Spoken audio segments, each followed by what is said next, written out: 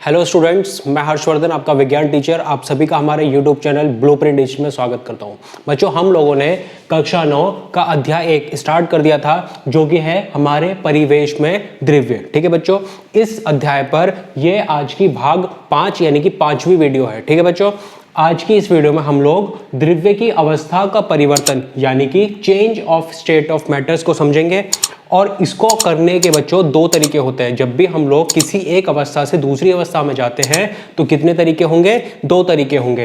पहला ताप परिवर्तन करके यानी कि टेम्परेचर को बढ़ाकर या घटाकर, और दूसरा तरीका क्या होता है बच्चों कि ताप को परिवर्तन करके यानी कि बाय चेंजिंग प्रेशर। या तो हम प्रेशर को ज्यादा करें या फिर उसको कम कर दें। ठीक है बच्चों, तो बच्चों वीडियो को स्टार्ट करने से पहले मैं सभी से निवेदन करता हूं कि आप हमारे इस चैनल को सब्सक्राइब करें, हमारी वीडियो को लाइक करें और अपने दोस्तों के साथ शेयर करें। तो बच्चों आइए स्टार्ट करते हैं आज की वीडियो को। अब बच्चों, हम लोगों को ये पता है कि किसी भी एक पदार्थ की केवल और केवल 3 ही अवस्थाएं हो सकती हैं। और वो अवस्थाएं कौन कौन सी हैं? या तो वो अवस्था ठोस होगी, या द्रव्य होगी, या फिर गैस होगी। तो जितने भी पदार्थ हैं इस दुनिया में वो केवल और केवल 3 ही अवस्थाओं में पाए जाएंगे हमारी तरफ से। वो या तो ठोस होगा, या द्रव्य होगा, या फिर गैस होगा। अब बच्चों, इन्हीं अवस्थाओं में से किसी एक में से किसी दूसरी अवस्था में जाना, उसी को हम लोग क्या बोलेंगे कि अवस्था का परिवर्तन। ठीक है बच्चों, अब हम लोगों ने इतना तो समझ लिया कि जब भी हम लोग किसी एक अवस्था से दूसरी अवस्था में जाते हैं तो हमें दो ही तरीके हैं। तो या तो हम उसका ताप बदल दें या फिर हम उसका प्रेशर बदल दें यानी कि दाब बदल दें। अब बच्चों, ऐसा होता क्या है कि इन दोनों को बदलने पर कोई भी एक जो पदार्थ है उसकी अवस्था बदल जाती है। तो देखो बच्चों, जब भी हम लोग ताप की बात करेंगे तो वो या तो हम उसे गर्म करेंगे या फिर उसे ठंडा करेंगे, तभी तो उसका ताप बढ़ेगा या कम होगा। तो जब भी हम लोग ताप की बात करते हैं तो या तो हमें उसे गर्म करना पड़ेगा या फिर उसे किसी पदार्थ को ठंडा करना पड़ेगा। तो जैसे ही वो गर्म या ठंडा होगा वैसे ही उसमें परिवर्तन आना स्टार्ट हो जाएगा। ठीक है बच्चों, और अगर हम लोग उसे दाब के द्वारा परिवर्तित कर रहे हैं तो या तो हमें दाब को बढ़ाना होगा या फिर दाब को घटाना होगा। क्लियर है बच्चों?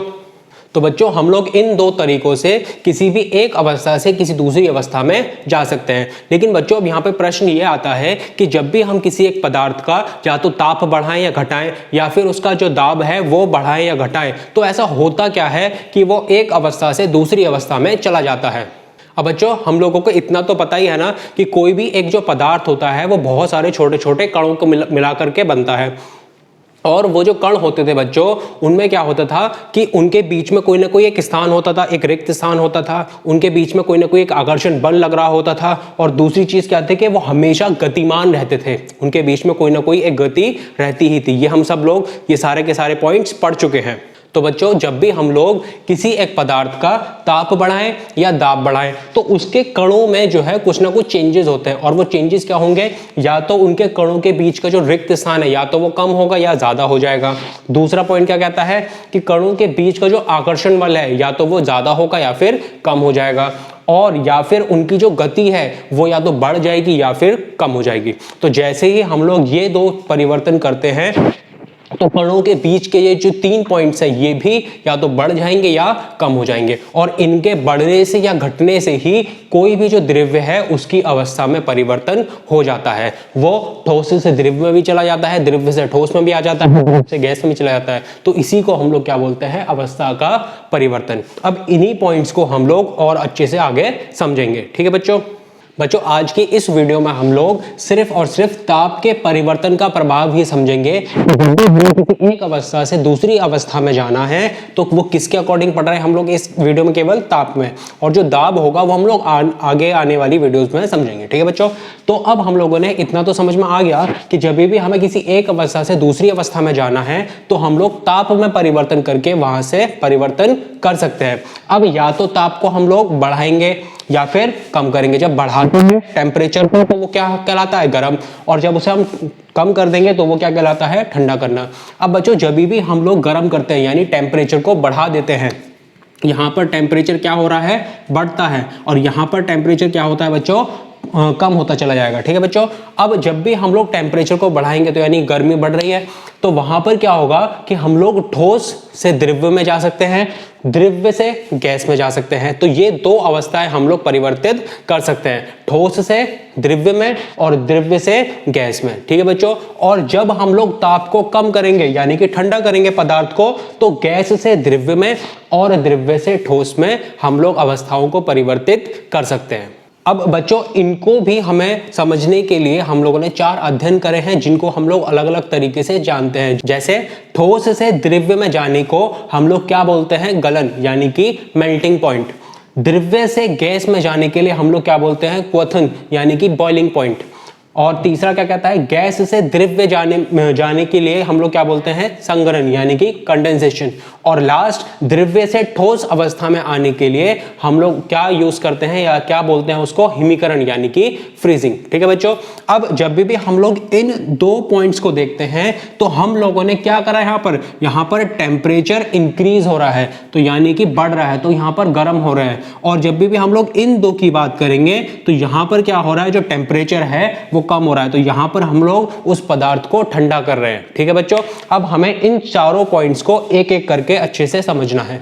अब बच्चों सबसे पहले हम लोग बात करते हैं ठोस से द्रव्य में परिवर्तन की, और इसको ही हम लोग बच्चों क्या बोलते हैं, गलन यानी कि मेल्टिंग पॉइंट। ठीक है बच्चों, अब होगा क्या, कोई भी हमारे पास एक पदार्थ है जिसे हम लोग क्या करेंगे, गर्म करेंगे। क्या करेंगे बच्चों, उसका टेम्परेचर इंक्रीज कर देंगे, तो वो ठोस से किस में बदल जाएगा, द्रव्य में बदल जाएगा। तो बच्चों प्रक्रम जिसमें गर्म करने पर ठोस पदार्थ द्रव्य में परिवर्तित होता है, गलन अथवा संगलन यानी कि हम उसे क्या बोल देंगे, फ्यूजन भी बोलते हैं, कहलाता है। तो ध्यान रखिएगा, गलन या मेल्टिंग बोल सकते हैं या फिर उसको संगलन यानी कि फ्यूजन भी कहा जाता है, इसका दूसरा नाम है। ठीक है बच्चों, तो यहाँ पर जो ठोस पदार्थ था वो टेम्परेचर बढ़ाने पर, ताप बढ़ाने पर किस में बदल गया, द्रव्य अवस्था में बदल गया। ठीक है बच्चों, अब दूसरा पॉइंट क्या कहता है बच्चों, ताप जिस पर ठोस पदार्थ गलता है यानी कि अब धीरे धीरे वो बदलना स्टार्ट हो गया, अपनी स्टेट को बदल रहा है, और वायुमंडलीय दाब पर द्रव्य में परिवर्तित होता है, पदार्थ का गलनांक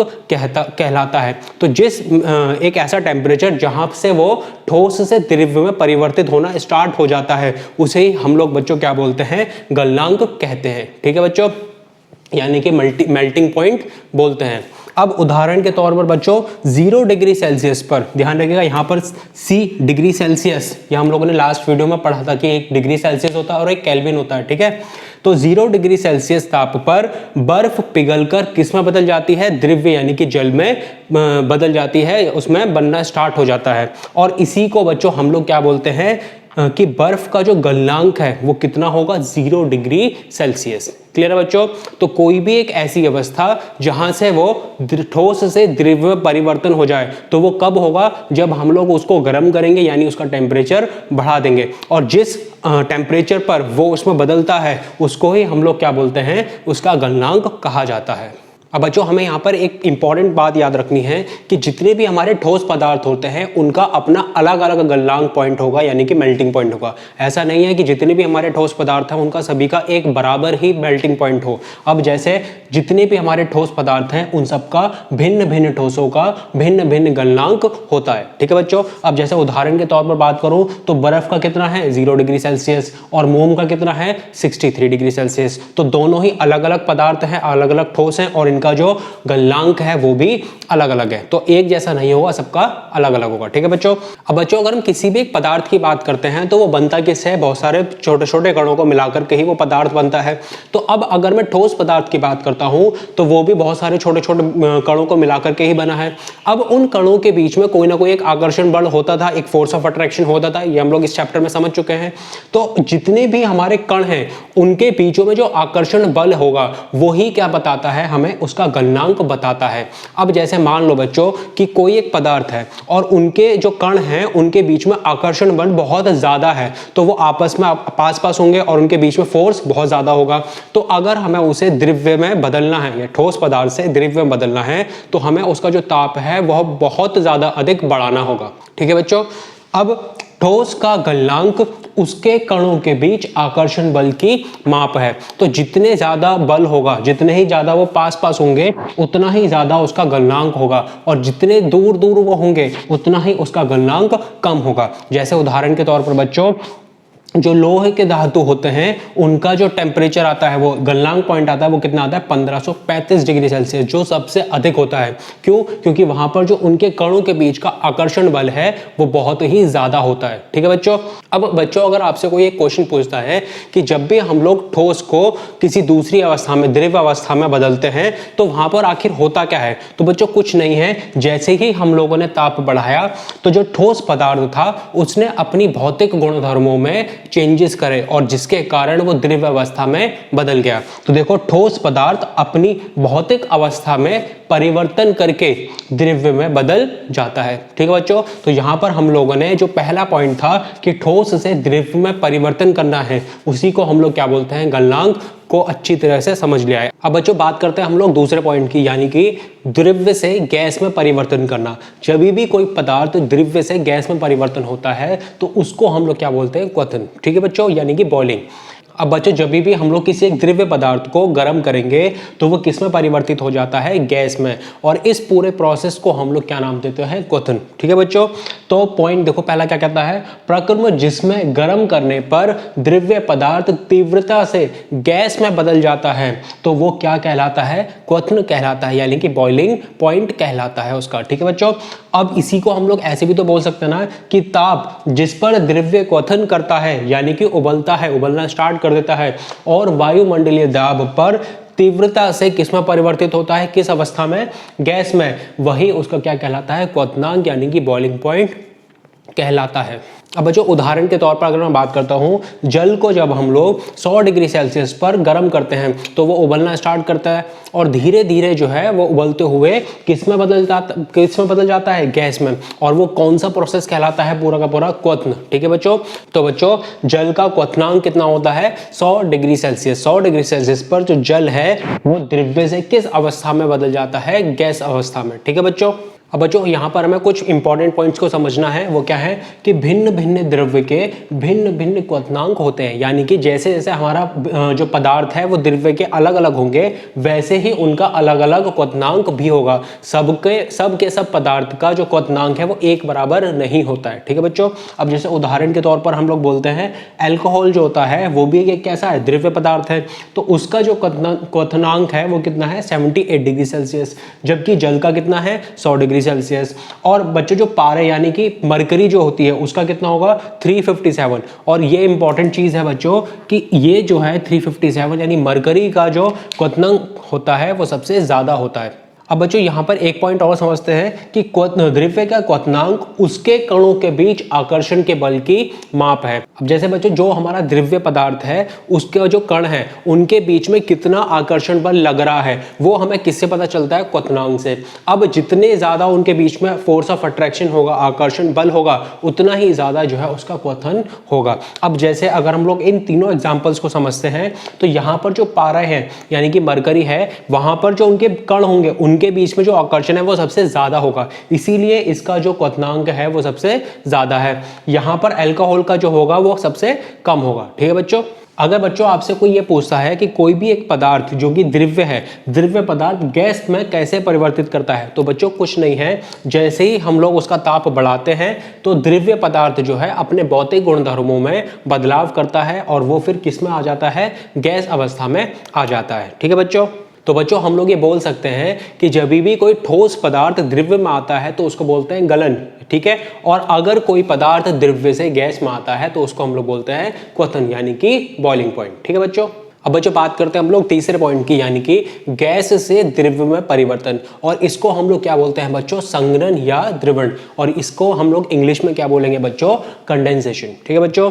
अब हम लोगों ने जो शुरू के दो थे, ठोस से द्रव्य और द्रव्य से गैस में जाना, तो बच्चों वहां पर हम लोगों ने टेम्परेचर को बढ़ाया था, लेकिन अब हम लोग गैस से द्रव्य में आएंगे तो और द्रव्य से ठोस में जाएंगे। अब वो फोर्थ पॉइंट होगा। तो इन दोनों पॉइंट्स में, थर्ड और फोर्थ में बच्चों, हम लोग क्या कर रहे हैं? टेम्परेचर को कम कर रहे हैं। ठीक है बच्चों। अब इसका अगर मैं छोटा सा एग्जांपल लूं, शीतलन द्वारा यानी ठंडा करने पर गैस या वाष्प को द्रव्य में परिवर्तित करने को ही हम लोग क्या बोलते हैं, संघनन कहलाता है। और उसी को हम लोग क्या बोलते हैं, द्रवण यानी कि कंडेंसेशन के नाम से भी जानते हैं। अब अगर मैं बच्चों एग्जांपल लेता हूं, हम लोगों ने गैस को जब ठंडा करते हैं तो वो धीरे धीरे किस में बदल गया, वो हमारा द्रव्य यानी कि लिक्विड में बदल गया। तो बच्चों ऐसा आखिर हुआ क्या, जब हम लोगों ने ताप को गिरा दिया तो हमारा जो गैस पदार्थ था वो द्रव्य में कैसे आ गया।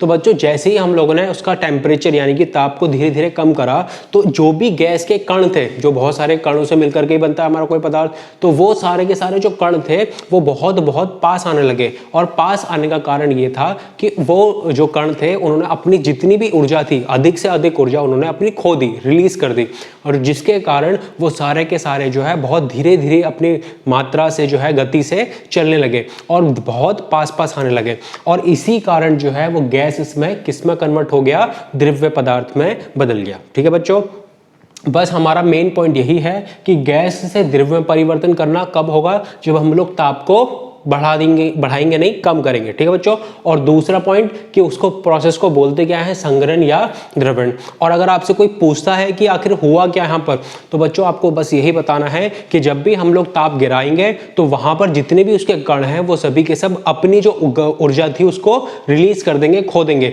जिसके कारण वो धीरे धीरे गैस से किसमें बदल जाता है, द्रव्य पदार्थ में बदल जाएगा। ठीक है बच्चों।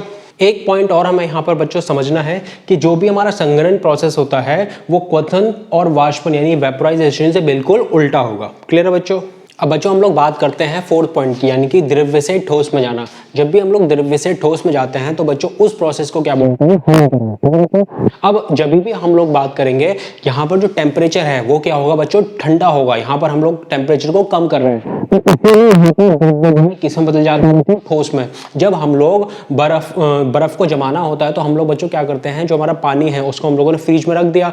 अब वो फ्रीज का जो टेम्परेचर होता है वो धीरे धीरे कम होता है ना, वो बढ़ता तो नहीं है। तो जैसे ही हम लोगों ने पानी को उसमें फ्रिज में रखा तो उसका जो टेम्परेचर था, ताप था, वो धीरे धीरे कम हुआ और वो द्रव्य से किस में बदल गया बच्चों, ठोस में। और इसी पूरे प्रोसेस को हम लोग क्या बोलते हैं, हिमीकरण बोलते हैं। ठीक है बच्चों।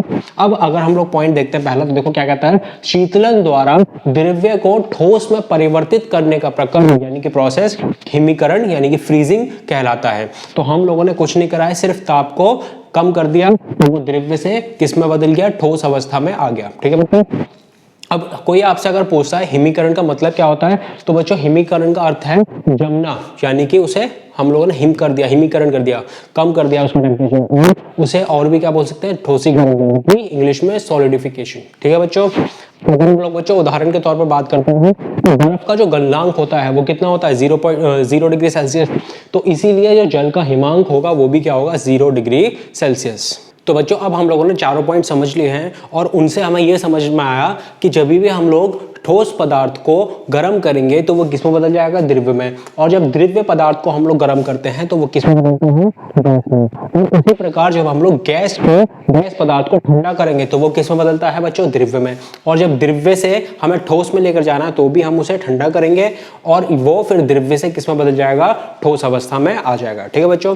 अब सबसे जो इंपॉर्टेंट चीज है बच्चों वो क्या है कि जब भी हमें ठोस से द्रव्य या द्रव्य से गैस में जाना है तो हम लोगों ने करा क्या बच्चों, गर्म, है ना, और गर्म कर रहे हैं उस पदार्थ को, तो यानी कि हम लोग वहां पर टेम्परेचर को बढ़ा रहे हैं। लेकिन जब हम लोग वापस आएंगे गैस से द्रव्य में और द्रव्य से ठोस में, तो अब हम लोगों ने यहाँ पर ठंडा करा है, तो यानी टेम्परेचर जो होगा, ताप जो होगा, वो हम लोगों ने यहाँ पर कम कर दिया। ठीक है बच्चों।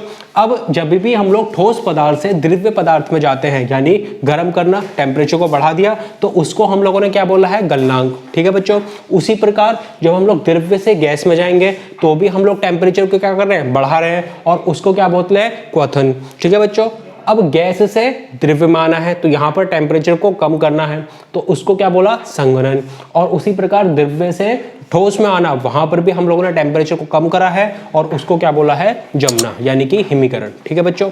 तो बच्चों आज की वीडियो के लिए बस इतना ही। जो आगे के टॉपिक्स होंगे वो हम लोग नेक्स्ट वीडियो में कवर करेंगे। अगर आपको ये वीडियो पसंद आई हो तो हमारे चैनल को सब्सक्राइब करें, हमारी इस वीडियो को लाइक करें और अपने दोस्तों के साथ शेयर करें। तो बच्चों मिलते हैं हम लोग नेक्स्ट वीडियो में। Thank you.